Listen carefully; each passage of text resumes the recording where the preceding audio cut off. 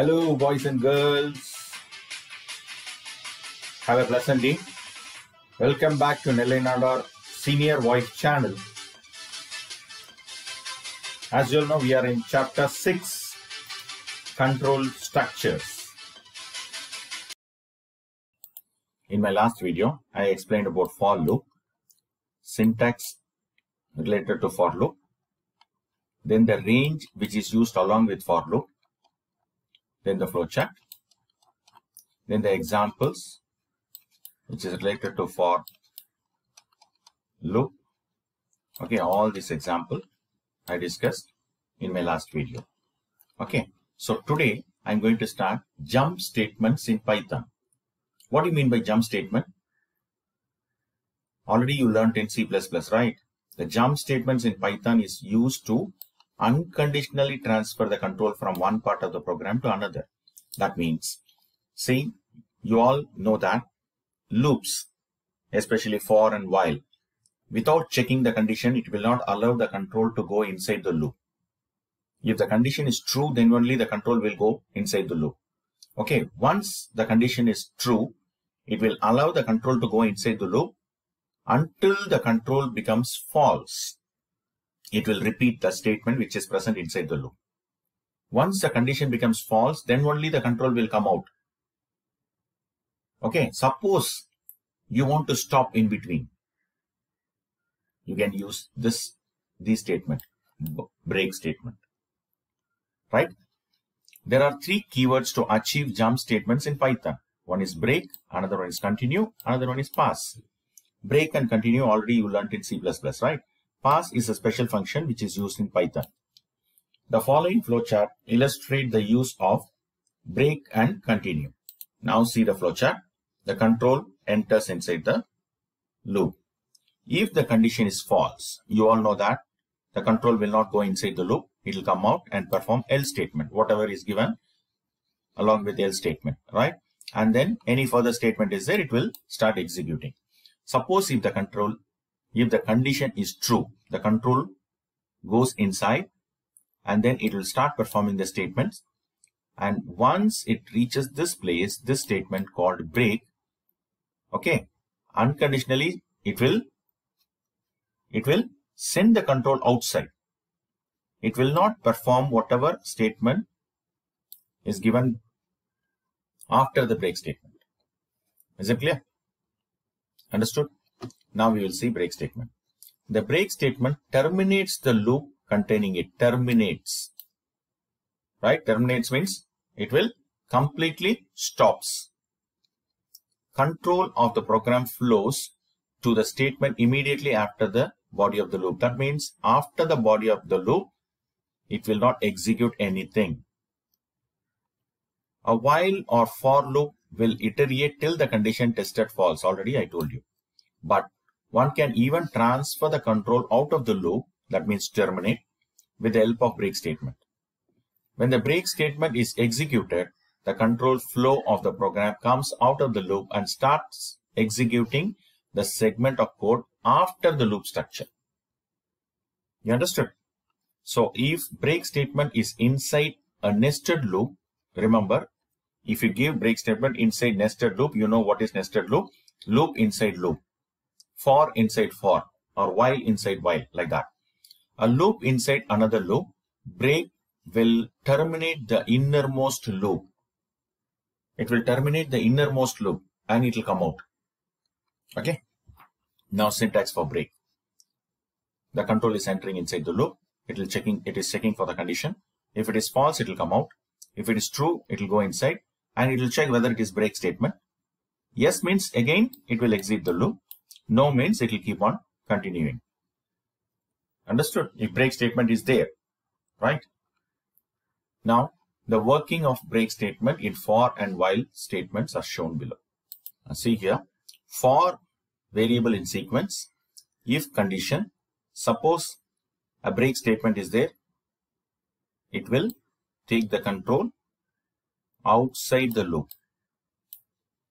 Suppose if we give break statement inside, what it will do? It will take the control outside the loop.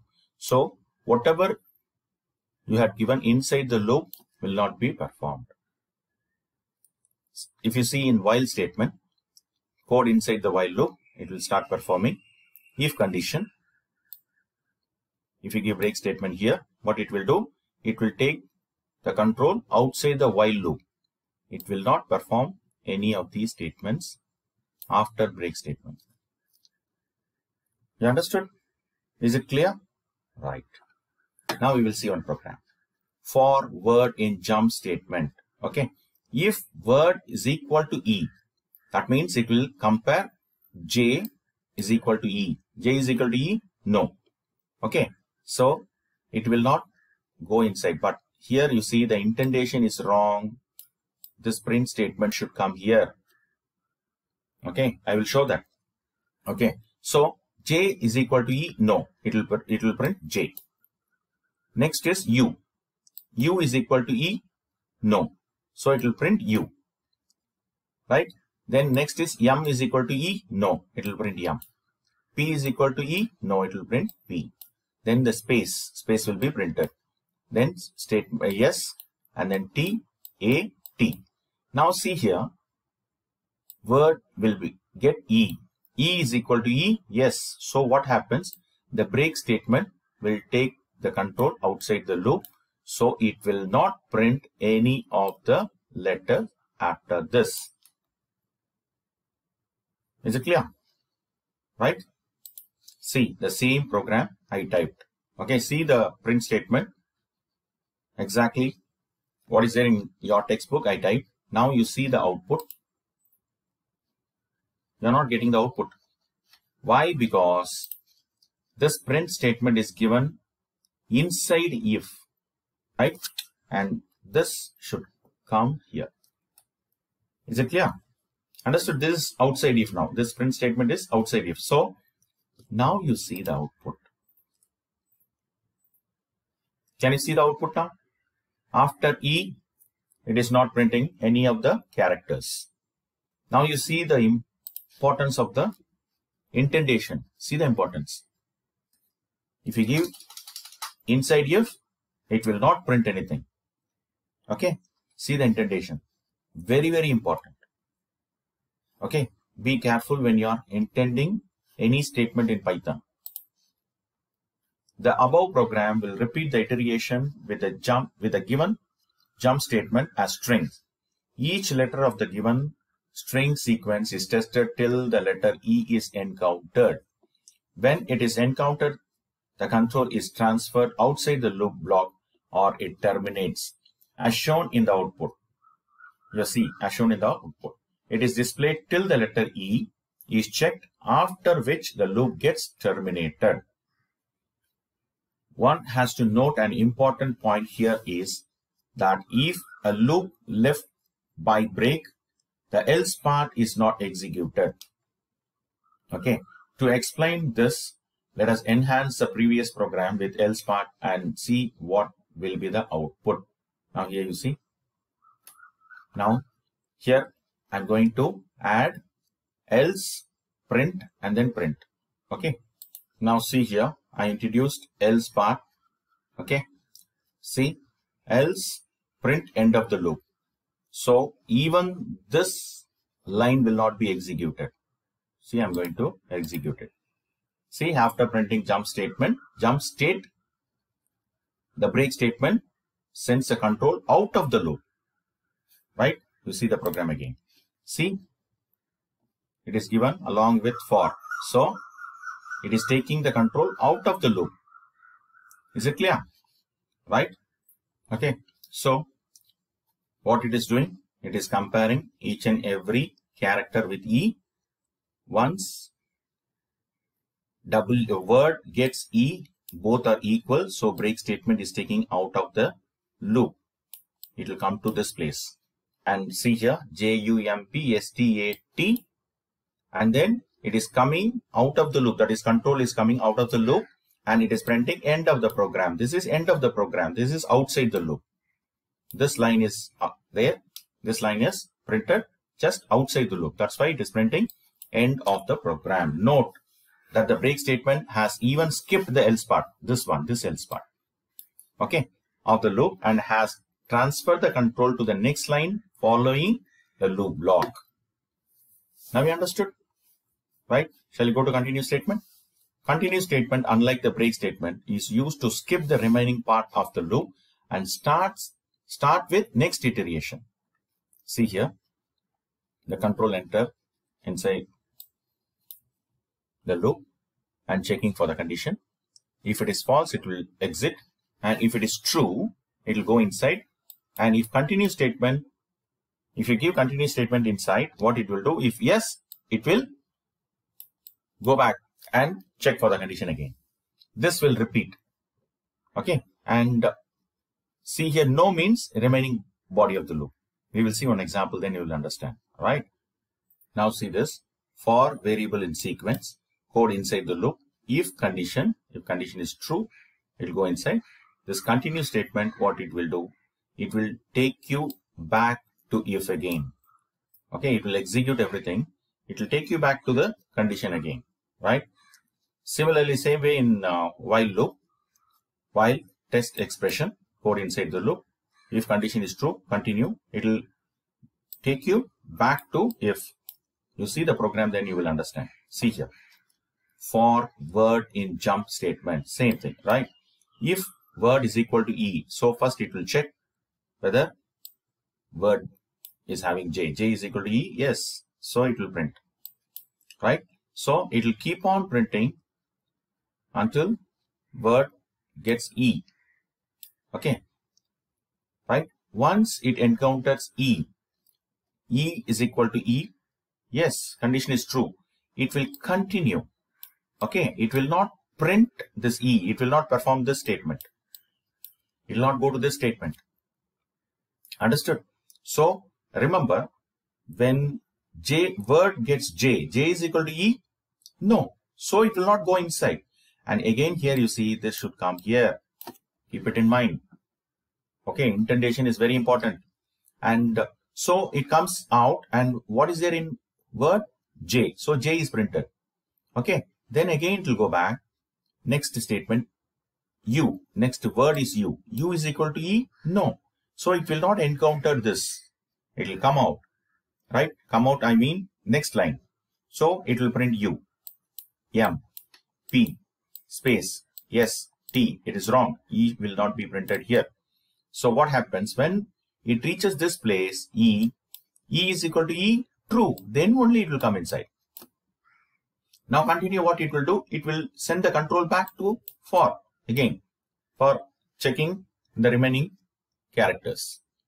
I'll explain with the program, then you will understand. Okay, now this one. See here, for word in jump statement. If word is equal to E, continue. Word is equal to E, continue. Otherwise, you print C, the line. Right? Now I'm going to execute this.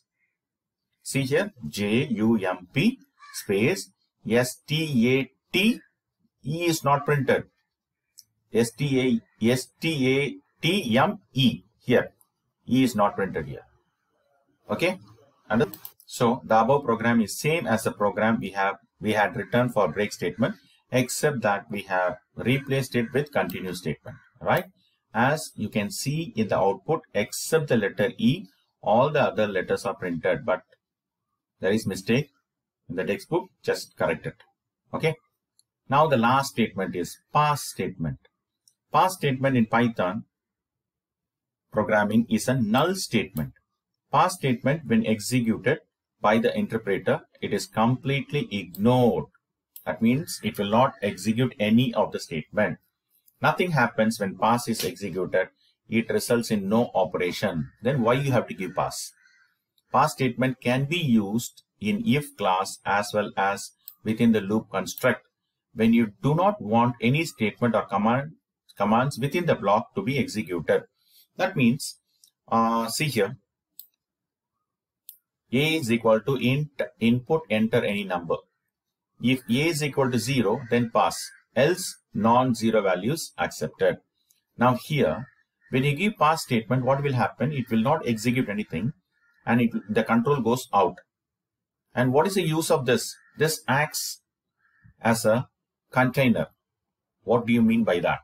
In future, if I want to add any statement inside this, I can do it.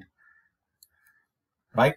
See here, pass statement is generally used as a placeholder. When we have a loop or functions that is to be implemented in the future and not now, we cannot develop such functions or loop with empty body segment because the interpreter would raise an error. Do you remember in C++, we cannot give any empty statement. For example, if I declare a for example, for, okay, and then inside for, and empty statements I cannot give like this. It will give error. But in Python, you can give like this, and here you can give pass. So this will not encounter anything, and also it will not give any error. In future, you can insert the lines whichever you want, which is related to the program, right? So to avoid this, we can use pass statement to construct a body that does nothing. See the example here.